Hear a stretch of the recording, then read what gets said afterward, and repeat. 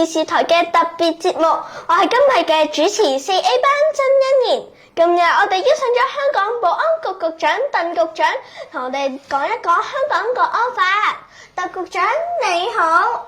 好高興可以嚟呢度同你哋傾呢一個咁重要嘅話題。鄧局長，今日係香港國安法實施5週年，你可以同我哋講下呢條法律嘅重要性啊？梗係可以啦！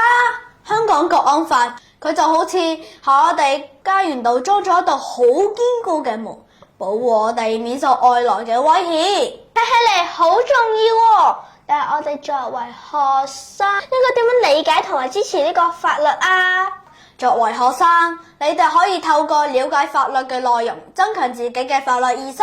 國安法讓社會更加和諧，讓每一個人都有機會追求自己嘅夢想。所以國安法係咪唔單止都係保護，都係一種希望啊？完全正確啊！有咗國安法，我哋嘅社會會更加穩定，經濟會發展得更加好，大家都可以喺呢度揾到更好嘅工作同埋生活機會。多謝鄧局長嘅分享，我會好好學習，努力成為守護國家安全嘅小公民。多謝你啊，欣妍同學！